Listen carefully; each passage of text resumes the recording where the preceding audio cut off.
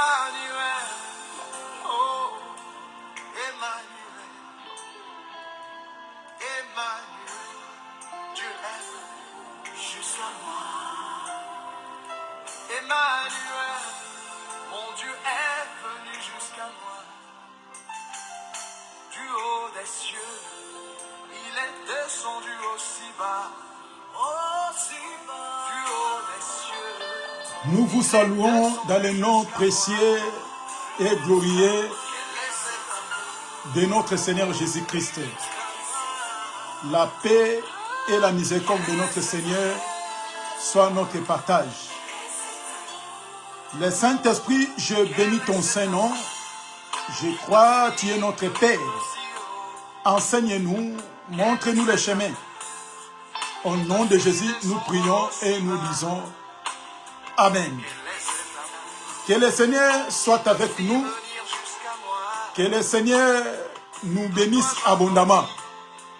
C'est bien moi, votre bien-aimé, l'évangéliste Jérémie Kilouanzi depuis Paris. Que l'amour de notre Seigneur soit notre partage. On est là rien que pour partager la parole de Dieu. On va essayer de partager la parole de Dieu. C'est ce qu'on avait donné notre thème. Le père Abraham et son fils. Donc Abraham et son fils. C'est ce qu'on va essayer de partager. Puisque le Seigneur est toujours bon et merveilleux. N'oubliez pas, dans notre grand thème, vous connaîtrez la vérité et la vérité vous affranchira. Donc, c'est-à-dire, la vérité est très importante pour les enfants de Dieu et la vérité nous rend libres. Et la vérité nous permet de comprendre beaucoup de choses. Et la vérité nous enlève beaucoup d'ignorance. C'est comme la lumière. La lumière, là où il y a les ténèbres, la lumière vient. Quand la lumière est claire, il nous permet de bien voir. Comme dans le lieu saint, il y avait les chandeliers qui étaient branchés pour éclairer les tables des pains de proposition, pour permettre aux sacrificateurs de bien voir les pains ou bien manger. C'est pour cela, nous les enfants de Dieu, on est là rien que pour nous encourager, pour nous édifier, de bien servir notre Seigneur avec crainte et tremblement. Prenons notre Bible. La Bible nous dit ceci, dans Genèse chapitre 22, c'est ce qu'on va partager. Aujourd'hui, peut-être on va parler sur la doctrine. Et si Dieu ne vient pas, on va encore revenir pour essayer de toucher un peu sur la connaissance, un peu sur la prophétie. C'est très important pour nous, les enfants de Dieu. C'est pour cela, quand le Seigneur vient, le Seigneur nous aide à bien se comporter, afin que l'amour de notre Elohim soit favorable dans notre vie. Genèse chapitre 22, le verset, on va commencer dans le verset 1 jusqu'au verset 19. Mais c'est tellement long, on va essayer de lire, puisque si on lit mal, l'explication aussi, ça serait un peu compliqué. C'est pour cela, ou bien, on va lire bien les Écritures. Quand on va commencer à expliquer, ça sera très facile, ça sera comme de l'eau de roche. Et la Bible nous dit ceci. Genèse chapitre 22, le verset 1 au 19e verset. Après ces choses, Dieu mit Abraham à l'épreuve. Et lui dit, Abraham, il répondit, me voici. Dieu dit à Abraham, prends ton fils, ton unique, celui que tu aimes, Isaac, va-t'en au pays de Morija, et là, offre-le en holocauste sur l'une des montagnes que je te dirai. Abraham s'éleva de bon matin, sella son âne, et prit avec lui des serviteurs et son fils Isaac. Il fit il fondit des bois pour holocauste et est parti pour aller au lieu que Dieu lui avait dit. Le verset 4. Le troisième jour, Abraham leva les yeux, vit les lieux de loin. Le verset 5. Et Abraham dit à ses serviteurs, restez ici. Avec l'âne, moi et le jeune homme, nous irons jusqu'à là pour adorer et nous reviendrons auprès de vous.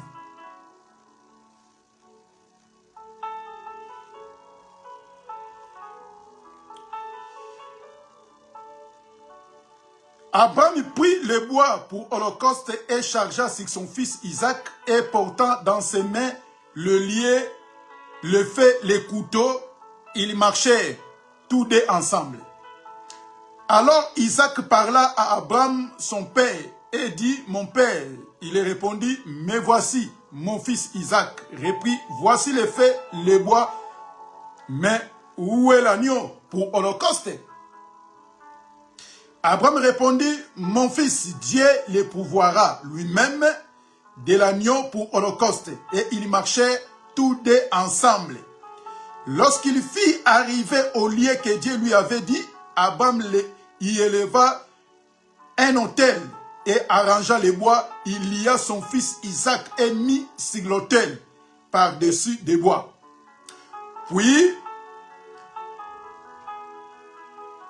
Puis Abraham attendit la main et prit le couteau pour égorger son fils. Alors l'ange de l'Éternel l'appela du ciel et dit, Abraham, Abraham. Il répondit, mais voici. L'ange dit, n'avance pas ta main sur l'enfant et ne lui fais rien, car je sais maintenant que tu crains Dieu et que tu n'as pas refusé ton fils, ton unique.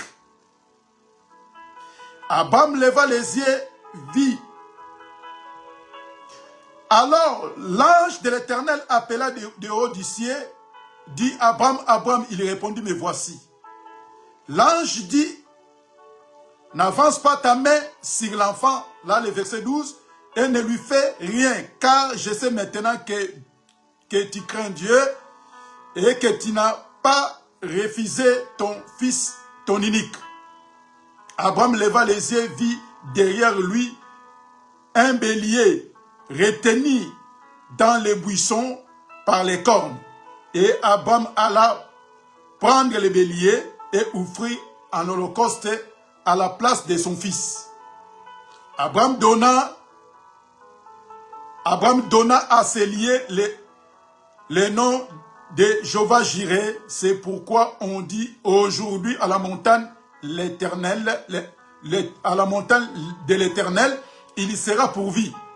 L'ange de l'Éternel appela une seconde fois de ciel et dit, je le jure par moi-même, parole de l'Éternel, parce que tu as fait cela et que tu n'as pas refusé ton fils, ton unique, je te bénirai, je te multiplierai ta postérité comme les étoiles du ciel et comme le sable qui est sur les bords de la mer. Et ta postérité possédera la porte de tes ennemis, de ses ennemis. Toutes les nations de la terre seront bénies à ta postérité parce que tu as obéi à ma voix. Le 19, Abraham étant retourné vers ses serviteurs et ils se levèrent et s'en allèrent ensemble à Beersheba, car Abraham demeure à Beersheba. On s'arrête là. Donc aujourd'hui, on va essayer de partager cette portion de l'écriture. Puisque selon ce qu'on vient de nous lire ici, dans Genèse chapitre 22, les versets 1 au 19e verset, on a vite compris que c'est Dieu qui a dit à Abraham de prendre son fils pour aller offrir à la montagne que Dieu lui-même, il va lui montrer. Et selon les Écritures, on a vu que quand Abraham, il voulait partir, c'était le matin. Il a pris le bois, il a coupé des bois, donc il a fondu des bois. Il a coupé des bois pour permettre que quand il va aller sur place, il va rassembler pour que les feux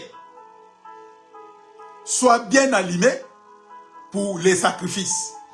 Donc, c'est-à-dire, Abraham a pris des serviteurs, il a pris un âne, il a pris les bois, les couteaux et les feux.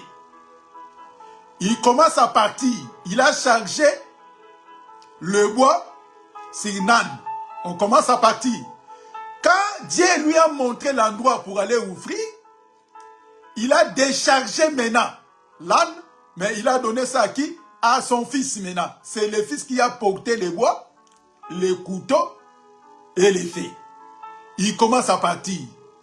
Et son fils, il a demandé à son père, oui père, on va aller adorer pour aller faire les sacrifices.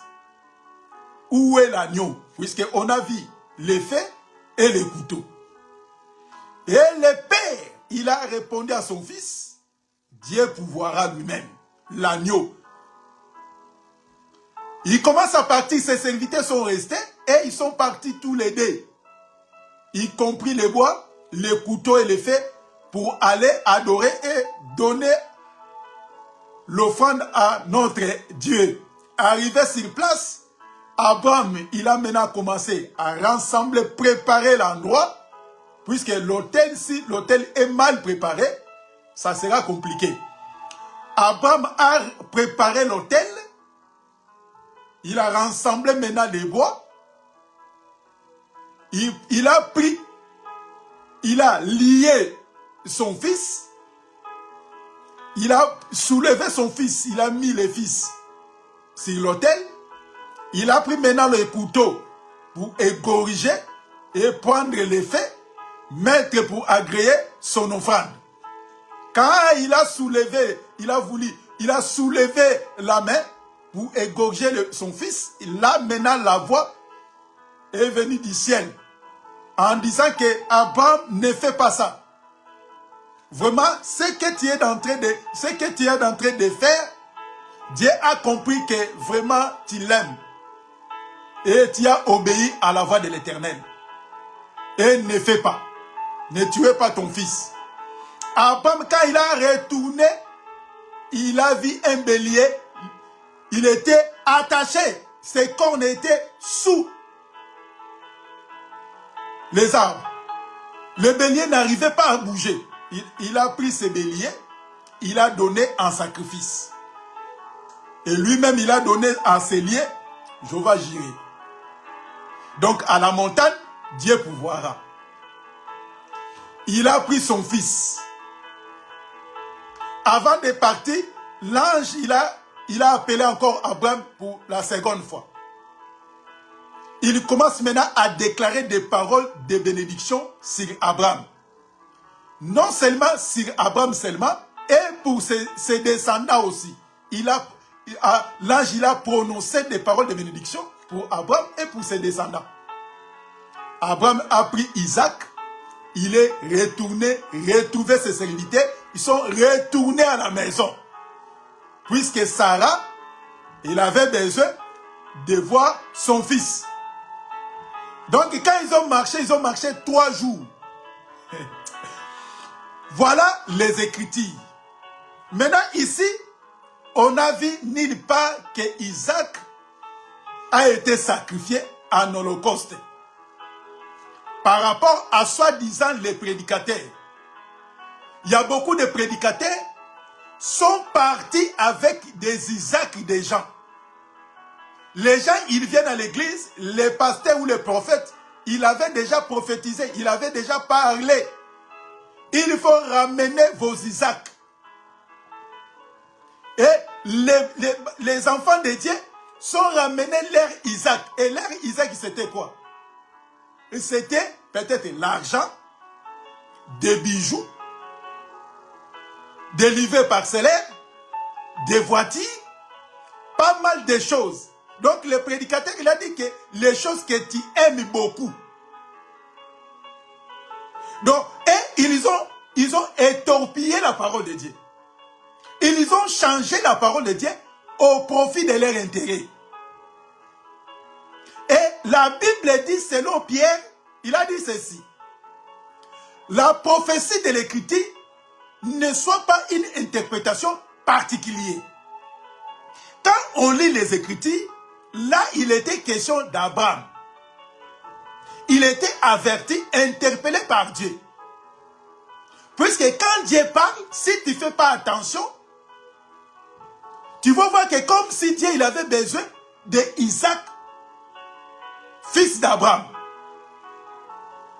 En réalité, Dieu n'avait pas besoin de fils d'Abraham, puisque Dieu il avait déjà dit à Abraham, tu seras grand.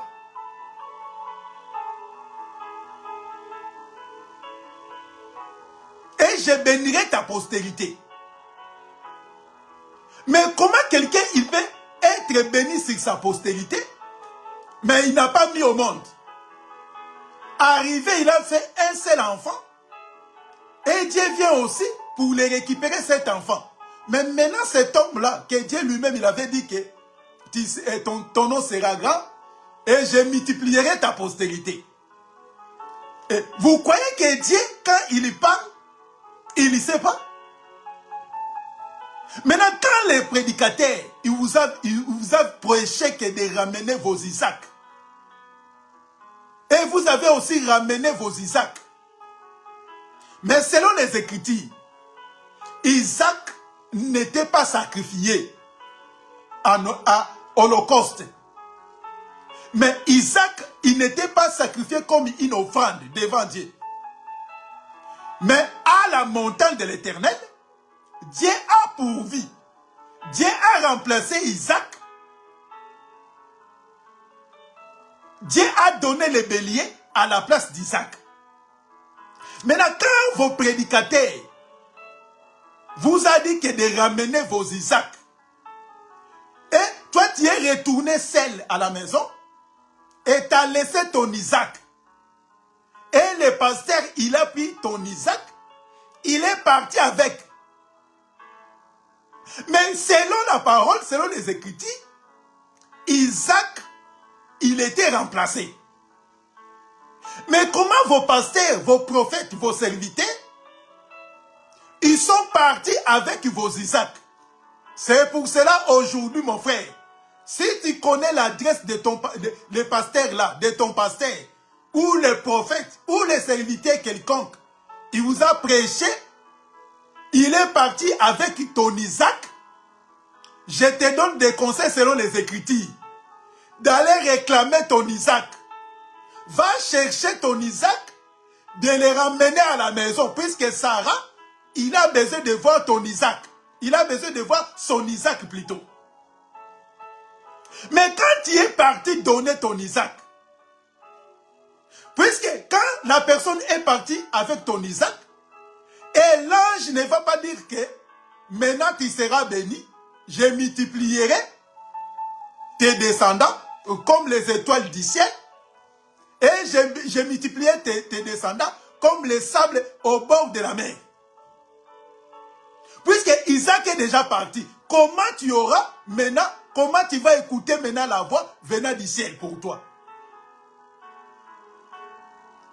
Puisque comme Isaac est retourné à la maison, Isaac, il était remplacé par le bélier. Maintenant, la voix de bénédiction va venir sur toi. Allez réclamer vos Isaac. On est en train de parler seulement sur la doctrine. On n'a pas encore entré sur la prophétie et la connaissance. On n'a même pas touché ça. Selon les Écritures, quand on lit les Écritures, selon la parole de Dieu, Isaac, il n'était pas mort, il n'était pas sacrifié. Et Isaac a été ramené à la montagne, à l'endroit si que Dieu lui-même avait choisi pour aller donner. Vous remarquerez que même au moment quand les enfants d'Israël sont sortis de l'Égypte, Même pour célébrer la Pâque, Dieu lui-même avait un endroit bien déterminé, bien défini pour aller célébrer la Pâque. Et ce n'était pas donné à tout le monde de choisir l'endroit pour aller célébrer la Pâque. Mais la Pâque a été célébrée selon la recommandation de Dieu, selon les lieux que Dieu a choisis. Et vous remarquerez que quand le Seigneur Jésus-Christ est venu lui aussi, il devait choisir l'endroit pour aller célébrer la Pâque. Mais bien aimé, Isaac, il n'était pas mort. Isaac a été retourné à la maison. Mais aujourd'hui, vos serviteurs qui aiment, les serviteurs de ventre, qui aiment beaucoup les matériels, les choses terrestres, les choses physiques, quand tu donnes ton Isaac, tu seras béni. Depuis que lui, il est parti avec ton Isaac. Puisqu'il n'a pas le droit de partir avec ton Isaac. Bien-aimé dans le Seigneur, allez réclamer vos Isaacs. Puisque pour eux, ton Isaac, c'est bijoux, de l'argent, des parcelles, des voitures. Ils sont partis avec vos affaires personnelles. Il faut aller les réclamer.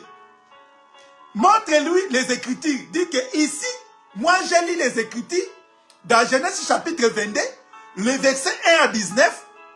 Isaac a été retourné chez Sarah. Isaac, il n'était pas sacrifié à la montagne, puisque Dieu lui-même, il a pourvu, il a donné. Maintenant, si la personne, il vous a prêché de donner Isaac, toi aussi tu l'as donné. Il est parti avec ton Isaac. Allez réclamer ton Isaac.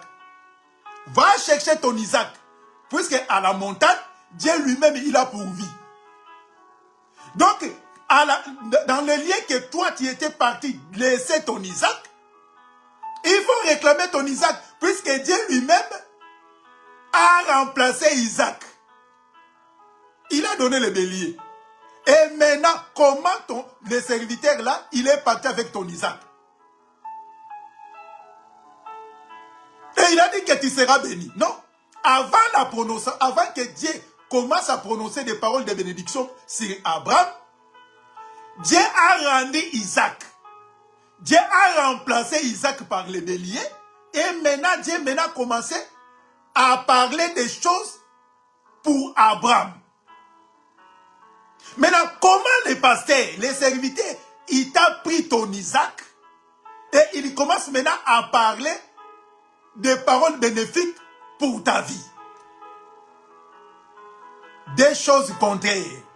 Donc, il lit les Écritures. Quand il lit mal, tu auras des difficultés à l'interpréter.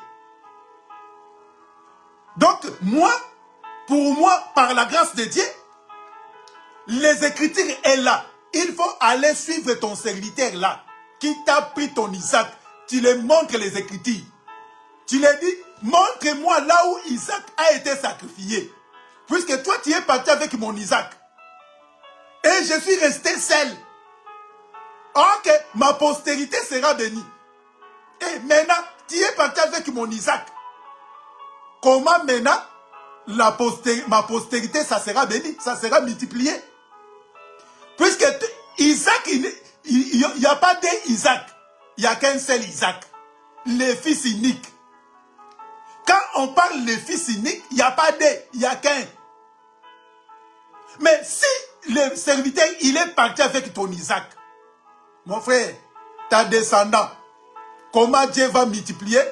Comment Dieu va faire? Puisque tu es resté seul. Il n'y a pas l'héritage. Puisqu'il faut quelqu'un pour hériter ton héritage. Maintenant, si la personne est partie, le pasteur, il est parti avec ton Isaac, allez réclamer ton Isaac. Donc aujourd'hui, on était venu pour nous encourager. On a expliqué sur la doctrine que Isaac ne peut pas être sacrifié. Dieu lui-même, il va pouvoir pour permettre à Abraham de donner les sacrifices. Puisqu'il y avait les faits, il y avait les bois. Maintenant, si ton pasteur, ton serviteur, il est parti avec ça, il faut aller suivre ton Isaac. Tu prends ton Isaac, tu retournes avec ton Isaac à la maison. Donc, les gens sont mal intentionnés. Ils voient que les choses de la terre, ils voient que l'argent, pour se faire devenir des patrons, pour commencer à témoigner, ils vous ramassent de l'argent. C'est codé entre les serviteurs. Et à la fin, ils vont partager. Maintenant, quand le pasteur, il a pris vos Isaac, il est parti avec. Toi, tu es resté comment? Comment maintenant Dieu va prononcer des paroles sur ta vie? Puisque ton Isaac est parti. Que l'amour et la paix de notre Seigneur nous soient donnés. Vous connaîtrez la vérité et la vérité vous affranchira. Paix et miséricorde de notre Elohim soit notre partage. Que de bonnes choses.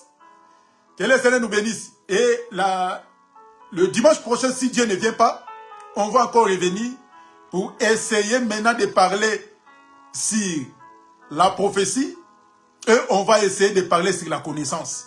Maintenant, on va voir comment Dieu a parlé sur la personne d'Abraham, Isaac, ses serviteurs, le bois, les faits, et comment Abraham a déchargé maintenant l'âne et il a pris maintenant les bois, il a donné à son fils jusqu'à l'endroit. On va essayer de voir par la grâce de Dieu. Aujourd'hui, on a essayé de parler sur la doctrine.